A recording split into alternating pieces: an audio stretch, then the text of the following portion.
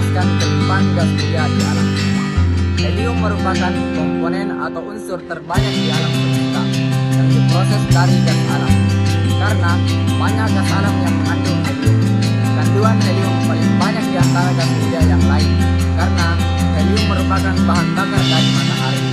Kadar helium di udara sekitar 1 dalam 200.000, walau dia banyak terdapat dalam berbagai mineral radioaktif sebagai produk-produk radiasi. Dan yang kedua, saya akan menjelaskan kelimpahan unsur gas mulia yang terdapat di udara. Semua unsur gas mulia terdapat di udara. Unsur gas mulia yang paling banyak terdapat di udara adalah argon, sedangkan yang paling sedikit adalah radon yang bersifat radioaktif dan waktu paruh yang pendek sekitar 4 hari dan meluru menjadi unsur lain. Gas mulia kecuali radon diperoleh dengan cara destilasi atau bertingkat udara cair. Sedangkan radon hanya dapat diperoleh dari peluruan radioaktif unsur radium. Dan selanjutnya yang ketiga, saya akan menjelaskan tabel keberadaan gas mulia yang ada di udara, yang ada 5. Yang pertama yaitu helium atau He. Persentase volume udaranya itu 5,24 dikali 10⁻⁴%. Dan yang kedua ada neon atau Ne. Persentase volume udaranya itu 1,82 dikali 10⁻²%. Dan yang ketiga ada argon atau Ar. Persentase volume udaranya itu 0,934%. Dan yang keempat ada krypton atau Kr. Persentase volume udaranya ada 1,14 dikali 10⁻⁴%. Dan yang kelima ada xeon atau Xe. Persentase volume udaranya itu 8,70 dikali 10⁻⁶. Dan yang terakhir ada radon atau Rn. Persentase volume udaranya itu 6,00 dikali 10⁻14%. Sekian dan terima kasih. Selanjutnya saya akan menjelaskan indikator yang kedua, yaitu cara memperoleh unsur-unsur gas mulia. Pertama, ekstraksi helium atau He di alam. 1. Proses kriogenik adalah campuran gas diberikan tekanan lalu didinginkan dengan cepat agar N2 mengembun sehingga dapat dipisahkan. Sisa campuran dilewatkan melalui arang teraktivasi yang akan menyerap pengotor sehingga diperoleh He yang sangat murni. Kedua, proses adsorpsi adalah campuran gas dilewatkan melalui bahan penyerap atau yang secara selektif menyerap pengotor. Proses ini menghasilkan He dengan kemurnian 99,997% atau lebih. Dan yang kedua yaitu ekstraksi He, Ne, Ar, Kr, dan Xe di udara. 1. Proses adsorpsi. Pertama, O2 dan N2 dipisahkan terlebih dahulu menggunakan reaksi kimia. O2 direaksikan dengan Cu panas, lalu N2 direaksikan dengan Mg. Sisa campuran atau A, Xe, dan Kr kemudian akan diadsorpsi oleh arang teraktivasi.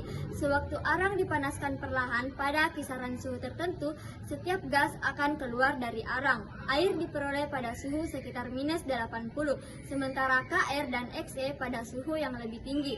2. Proses distilasi fraksional menggunakan kolom distilasi fraksional bertekanan tinggi. Prinsip pemisahan adalah perbedaan titik didih zat. Karena titik didih N2 paling rendah, maka N2 terlebih dahulu dipisahkan. Selanjutnya, Ar dan O2 dipisahkan. Fraksi berkadar 10% air ini lalu dilewatkan melalui kolom distilasi terpisah di mana diperoleh Ar dengan kemurnian 98%. Adapun sifat-sifat kimia, yang pertama, unsur-unsur gas mulia yang memiliki konfigurasi elektron yang stabil yaitu mengandung 8 elektron pada kulit terluarnya atau oktet, kecuali He mengandung 2 elektron atau duplet. Yang kedua, unsur-unsur gas mulia memiliki energi ionisasi yang sangat tinggi yang mengakibatkan unsur-unsur gas mulia sukar untuk bereaksi dengan unsur lainnya. Yang ketiga, molekul gas mulia monotomik. Yang keempat, gas mulia tidak memiliki kecenderungan untuk melepaskan atau menangkap elektron. Yang kelima, energi ionisasi dari He ke Rn semakin kecil. Yang keenam, radon atau Rn adalah unsur gas mulia yang bersifat radioaktif. Adapun sifat fisik dari gas mulia. Yang pertama, gas mulia merupakan unsur gas pada suhu kamar dan mendidihnya hanya beberapa saat di atas titik cairnya. Yang kedua, jari-jari titik lele serta titik didih gas mualannya bertambah seiring bertambahnya nomor atom, sedangkan energi ionisasinya berkurang. Yang ketiga, energi ionisasi gas muda lebih besar dibandingkan golongan lainnya. Energi ionisasi berkurang sesuai dengan jari-jari atomnya. Yang keempat, dapat dilihat bahwa nomor atom, massa jenis, titik didih, titik beku, entalpi penguapan, dan entalpi peleburan selalu bertambah dari He ke Rn, sedangkan energi ionisasi mengalami penurunan He ke Rn. Saya akan menjelaskan tentang manfaat ataupun kegunaan dari gas mulia. Gas mulia yang pertama ada He atau helium. Helium digunakan sebagai pengisi balon udara. Yang kedua ada neon atau Ne, digunakan sebagai pengisi lampu berwarna merah. Yang ketiga ada Ar. Ar atau argon digunakan untuk pengisi lampu berwarna merah ataupun pengisi lampu berwarna biru.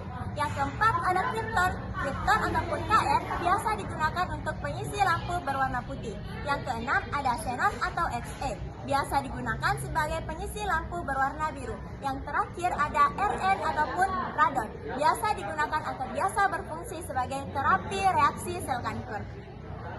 Selanjutnya, saya akan menjelaskan tentang dampak negatif dari penggunaan gas mulia di alam. Yang pertama yaitu dapat menimbulkan halusinasi. Yang kedua, jumlah yang banyak dapat menyebabkan keracunan pada tanaman. Yang ketiga, dapat menyebabkan kanker ataupun penyakit yang sangat parah. Yang keempat, dapat menimbulkan sesak nafas sampai kematian.